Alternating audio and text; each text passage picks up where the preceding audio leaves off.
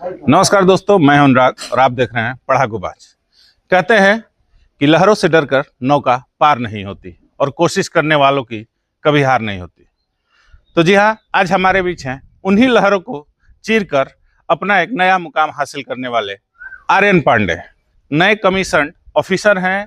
आज हम इनसे बात करेंगे और जानेंगे इनके बारे में और इनका जो सफ़र है, कैसे उन्होंने तय किया, क्या क्या मतलब इनके सामने कठिनाइयाँ आई और क्या क्या तरीके से इन्होंने तैयारी की, उसी के बारे में हम इनसे बात करेंगे। तो चलते हैं, मिलते हैं आर्यन पांडे से।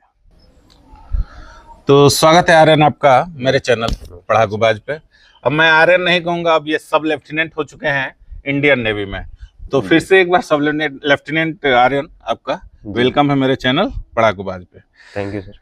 तो आर्यन, हमको ये बताइए, जब स्ट्राइप्स आपको लगाया गया वो पल कैसा था और उस समय आपके मन में क्या चल रहा था? सर, वो टाइम ऐसा था कि हर एक बच्चा जो वहाँ पे ट्रेनिंग कर रहा है वो 4 साल बस इसी उम्मीद में तैयारी करता है, यही सोच के तैयारी करता है कि एक दिन उसके माता पिता आएंगे और उसके कंधों पे वो स्ट्राइप्स लगाएंगे, जिसको वो 4 साल से एज अ एम्बिशन कह लीजिए, एज अ इंस्पिरेशन कह लीजिए, जिसको कि वो देख करके और मेहनत करता है हर दिन उठ करके उसी चीज के लिए। उसी चीज, मतलब एक सफर की तैयारी ऐसी होती है कि हम पहले से अपने मुकाम को देखकर चलते हैं। अच्छा, हमको ये बताइए थोड़ा सा कि आपके परिवार का माहौल कैसा था शुरुआती दौर का, और क्या परिवार में पहले से भी कोई मतलब है वैसा? मेरे परिवार में यूं तो काफी निजी सगे संबंधियों में ऐसा कोई नहीं है, लेकिन कई रिश्तेदारों में मेरे फूफा जी थे। कई जगह ऐसे मौके मिले मुझे जहां से लोगों ने मुझे प्रेरित किया कि फौज की तरफ, मिलिट्री की तरफ एक मेरा रुझान आना, तो ये काफी बड़ा उनका रोल रहा है। तो शुरुआती पढ़ाई लिखाई आर्यन की कहाँ से हुई, और क्या स्कूलिंग के दौरान ही आर्यन के मन में एक जज्बा पैदा हो गया था, या एक उन्होंने जो कहा था कि एम अपना हम मोटो फिक्स कर लेते हैं कि हाँ भाई मुझे यही हासिल करना है, यही जाना है? जी, मेरी शुरुआती पढ़ाई पहले आजमगढ़ चिल्ड्रन स्कूल से हुई थी। चिल्ड्रन स्कूल जो कि आजमगढ़ में स्थित है, वहां तक मेरी 8वीं तक की पढ़ाई हुई। और उसके बाद रानी लक्ष्मीबाई मेमोरियल स्कूल लखनऊ है, वहां पर मेरी 9वीं से लेकर 12वीं तक की पढ़ाई हुई। जब मैं 12वीं कक्षा में था रानी लक्ष्मीबाई मेमोरियल स्कूल में, तो मेरे स्कूल से शहीद मनोज कुमार पांडे जी हैं और उनकी कहानियां बहुत सुनने को मिली थी हमसे, तो वो मेरे प्रेरणा स्रोत थे। और उनको देख करके, उनके बारे में सुन करके हमें ये मोटिवेशन था कि कुछ करना है और देश के लिए कुछ करना है। तो that was my motivation to join. तो एक तरीके से माना जाए कि शहीद जो मनोज जी थे, उनको देखते हुए आर्यन ने अपना एक लक्ष्य बना लिया कि भाई मुझे भी वो मुकाम हासिल करना है। सेना के 3 अंग हैं, थल सेना, वायुसेना और नौसेना। आपने समुद्र की लहरों और भारतीय नौसेना को ही क्यों चुना? इसके पीछे क्या कोई कारण है? तीनों सेनाएं अपने अपने रूप में देश की सेवा कर रही हैं, और उसको शब्दों में समेटा जाए ये तो बिल्कुल उचित नहीं है। लेकिन मेरा नौसेना चुनने के पीछे यह था कि नौसेना आज के दौर में तकनीकी रूप से सबसे अधिकतम लेवल कह लें उसको, उस लेवल पे वो प्रोग्रेस कर रही है। टेक्नोलॉजिकली एडवांसमेंट के तरफ सबसे तेजी से जा रही है नौसेना। और हम में से काफी लोगों को जागरूकता नहीं है। नौसेना इकलौती ऐसी फौज है जो जल, थल और नभ तीनों से ऑपरेट कर सकती है। तो ये मेरा मोटिव था नौसेना ज्वाइन करने का। मतलब अगर आप ये जानते हैं या ये मानते हैं कि नौसेना मतलब केवल समंदर के बीच रहकर नहीं, तो जैसा आर्यन ने बताया कि वायु, थल और नौसेना तीनों माना जाए तो नौसेना के एक अंग ही है, पार्ट है। अच्छा, नौसेना में जो आपने मतलब जो आपको एंट्री मिली, एनडीएस, सीडीएस या मतलब जो भी होते हैं जी, तो क्या आपने पहले से कोई एक स्ट्रेटजी बनाई थी कि हाँ भाई मुझे ये हासिल करना है, ठीक, या कोई एक अलग पैटर्न आप लेकर चले थे? सर मैं जब कक्षा 8वीं में था तब से मैं सैनिक स्कूल, RIMC, इन सब स्कूल्स की एंट्रेंस एग्जाम देता था। मतलब हालांकि मैं उसमें सफल नहीं हो पाया, लेकिन एक एम था कि आर्म फोर्सेस में जाना है। तो उन्हीं तैयारियों को, और फिर जब मैं कक्षा 10वीं में आया तो बहुत सी एग्जाम्स दिए मैंने, एंट्रेंस एग्जाम्स दिए, और उसी की बदौलत एक अच्छा आइडिया, एक अच्छा अनुभव होता है कि किस दिशा में तैयारी करनी है और क्या प्रिपेयर करना है। तो वो काफी हेल्पफुल, मतलब आपको एक्सपीरियंस मिलता गया वो एग्जाम्स देने से। जी। अच्छा, आज के युवाओं में बड़ा कंफ्यूजन रहता है कि इस मुकाम तक पहुंचने के लिए, मतलब बड़े बड़े शहरों में आप देख ही रहे होंगे, आपके साथ जो आए होंगे, मतलब जो ट्रेनिंग कर रहे होंगे, ये वो बड़े बड़े कोचिंग्स के जरिए आए हैं।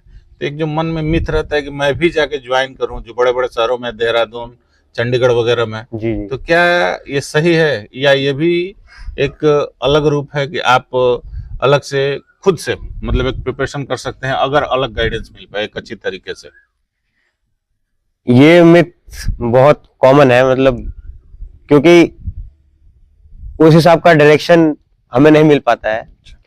और ये मुझे भी मेरे अंदर था, जब मैं पहले SSB से कॉन्फ्रेंस आउट हुआ था तो मुझे भी यही लगा था कि जो बच्चे बड़े बड़े कोचिंग से तैयारी करके आते हैं या फिर जिनका बैकग्राउंड ही ऐसा होता है, वो आसानी से रिकमेंडेशन ले जाते हैं। पर ऐसा नहीं है। जब मैं एकेडमी के अंदर पहुंचा तो वहां मैंने देखा कि हर देश के हर कोने से, हर वर्ग के, हर तरह के, मतलब आप इमेजिन नहीं कर सकते।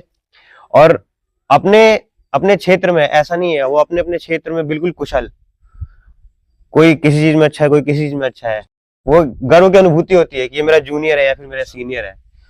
तो ये तो बिल्कुल मिथ है। अगर आप अपनी मेहनत से बिल्कुल अपने आप को बिना चीट किए, खुद को ना धोखा देते हो, खुद से ईमानदार है कि अगर आप तैयारी करते हैं तो बिल्कुल आप सेलेक्ट होंगे, और बिल्कुल आप जो भी चाहते हैं, फौज ही नहीं, आप लाइफ में भी कुछ भी अचीव करेंगे अगर आप खुद को धोखा नहीं दे रहे हैं, खुद ईमानदारी से मेहनत कर रहे हैं। ईमानदारी से मेहनत करने से अगर आप 100% देते हैं जी। तो जरूर सफलता हासिल। एक मैंने देखा, ये माना भी जाता है कि जैसे आपने जैसे बताया कि कोचिंग काफी महंगी, एक तरीके से जो गांव के या गरीब तबके से बच्चे जाते हैं उनके लिए कोचिंग काफी महंगी होती है। तो क्या उसका भी एक वो है कि आप कोचिंग ना जाएं, ठीक है, एक रूल फॉलो करें, एक सेम पैटर्न पे चलें? मेरा मानना है कि आज के टाइम पे कोई भी ऐसा सोर्स नहीं है जो कि ऑनलाइन नहीं अवेलेबल है। ऑनलाइन तो आज के डेट में सारा कुछ जी। है। तो अगर आपको कुछ भी सीखना है तो इंटरनेट पे तमाम चीजें पड़ी है, पर आपको डिसिप्लिन और फोकस अपना रखना पड़ेगा। अगर आप ऑनलाइन भी सीख रहे हैं तो अगर किसी एक सोर्स से सीख रहे हैं तो आप उसी से सीखने का प्रयास करें। मतलब ऐसा नहीं होना चाहिए कि आप 2-3 जगह पे अपना फोकस करके रखे हैं, 2-3 किताबें, 2-3 नहीं। आप एक चीज पकड़िए, उसको थॉरोली कीजिए और उस पर कॉन्फिडेंस बिल्डअप कीजिए। और कोचिंग का जहां तक है, मैं खुद ओलिव ग्रीन कोचिंग है चंडीगढ़ में, तो मैं वहां पे गया था प्रिपरेशन के लिए। पर ऐसा नहीं है कि वो कोचिंग करने से रिकमेंडेशन हो जाएगा। मैं गया था उस कोचिंग से और उसके बाद जो मेरा SSB था मैं उसमें रिकमेंड नहीं हुआ था। और उसके 30 दिन बाद ही मेरी दूसरी SSB थी जिसमें मैंने खुद से तैयारी की, घर में खुद को रख के। जो जो चीजें मैंने SSB में सीखी थी, जो जो चीज मुझे लगी कि गलतियां थी, उसको सुधारा और उसके 30 दिन बाद ही मैं फिर रिकमेंड हो गया। मतलब आप अगर खुद पे फेथ रखते हैं, खुद पे भरोसा रखिए, जरूर मतलब सफलता हासिल होगी ही। जी। अच्छा, SSB जो होता है काफी टफ होता है, ठीक है, वो लगभग मेरे ख्याल से कितने 5 दिनों तक होता है। जी, 5 दिन। तो उन 5 दिनों का अनुभव आर्यन के साथ कैसा रहा, जो पहला था और जो सेकंड फेज में आया, उसके बारे में जरा बताइएगा। मैंने SSB में जाके, मैंने जब पहले SSB में गया तो मेरे दिमाग में, जैसे अभी आपने बोला कि युवाओं के मन में रहता है, मेरे मन में भी था कि वो ऑफिसर लाइक क्वालिटी देखेंगे, वो ये देखेंगे, वो ये पैरामीटर देखेंगे, वो। पर वहां पे जाने के बाद ये चीज मुझे लगा कि वो आपको उस रूप में नहीं देखना चाहते हैं, बनावटी रूप में नहीं देखना चाहते हैं। जो आप हैं, जो आप नेचुरली हैं, जो आपका व्यवहार है, अगर आप सीखने वाले हैं, अगर आप किसी चीज में कमजोर हैं तो है, उसमें कोई बुराई नहीं है, आप उस पर काम करेंगे। तो आपको वो ट्रेनेबल फॉर्म में लेना चाहते हैं कि आपको वो ट्रेन करके और पॉलिश कर सकें। उनके अंदर ऐसा कुछ नहीं होता कि आपको बिल्कुल ही हर चीज में बिल्कुल परफॉर्मेंस हाई हो, ऐसा उनके कोई एक्सपेक्टेशन नहीं होती है। तो ये था। चाहिए हमारे ग्रामीण इलाकों में प्रतिभाओं की तो कमी है नहीं, ये आप भी जानते हैं और जी मानते भी होंगे, ऐसा है नहीं। जी। लेकिन सही गाइडेंस नहीं मिल पाता।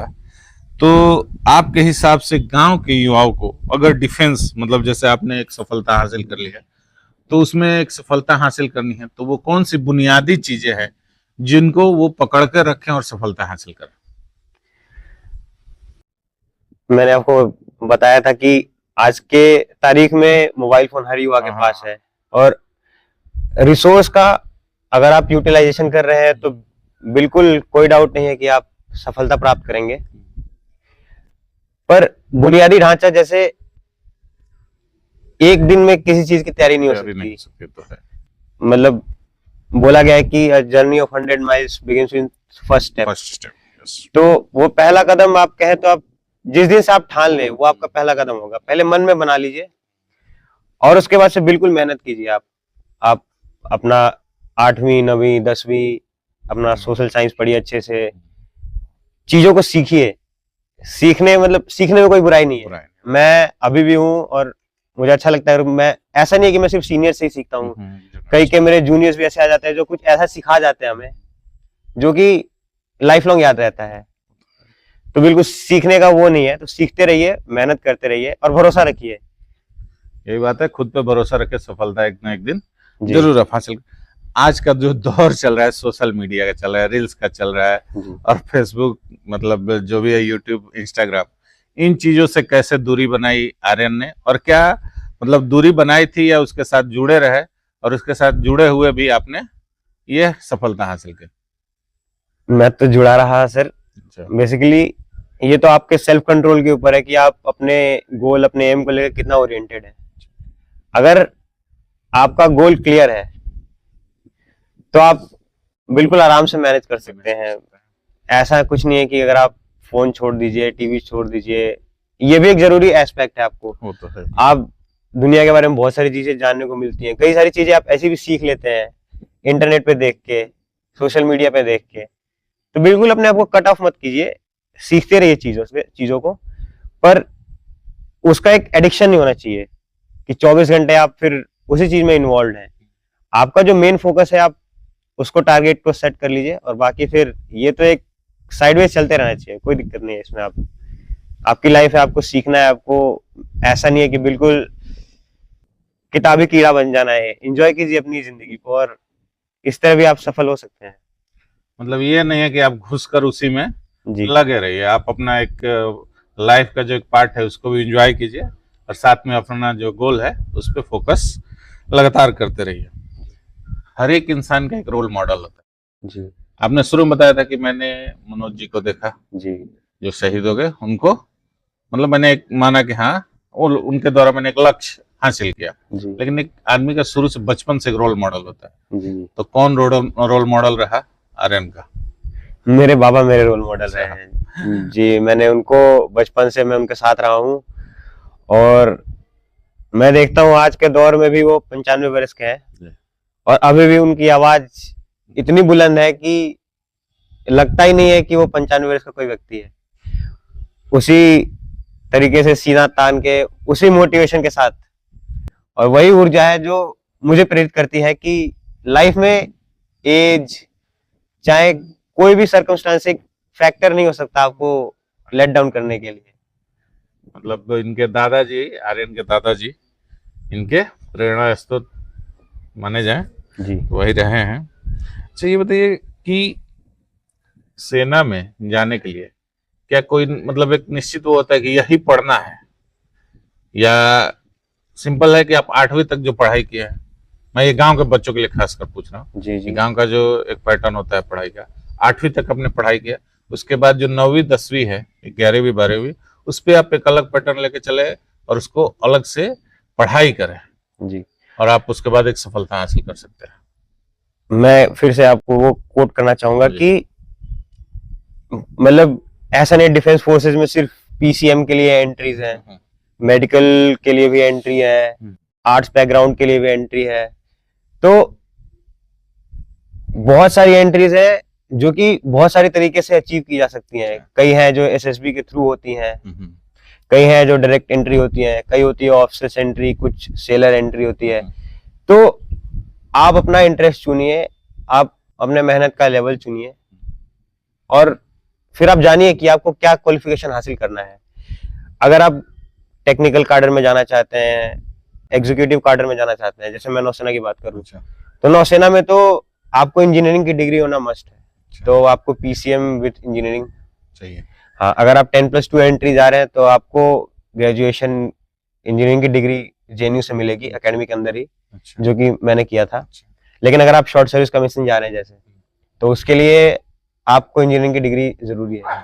एजुकेशन कैडर में जाने के लिए आप साइंस बैकग्राउंड से रहिए। और एजुकेशन में आर्ट्स बैकग्राउंड से भी जाते हैं। मेडिकल में डॉक्टर्स जो है, आर्मी, एयरफोर्स के डॉक्टर्स, नेवी के डॉक्टर्स, तो हर तरह की एंट्री के लिए आपका प्रोफेशनल क्वालिफिकेशन डिसाइडेड है। तो आप उसको देखें, समझें और अपने मेहनत करें। मतलब आप किसी भी स्ट्रीम से आप पढ़ाई कर रहे हैं तो सेना में क्या हर एक जगह आपके लिए जगह बनी हुई है। आखिर में हमारा जो चैनल है पढ़ाकूबाज, जो बच्चे देख रहे हैं आपको, उनके लिए मेरी तरफ से यही मैसेज है आप सभी को, पढ़ाकूबाज के जितने भी दर्शक हैं उनको, कि लाइफ में हमेशा एक चीज याद रखिए, सक्सेस बहुत अच्छी लगती है और प्रोसेस उतना ही टफ होता है। तो जब प्रोसेस टफ लगे तो just remember the day of your success और बस मेहनत करते रहिए, खुद को चीट मत कीजिए।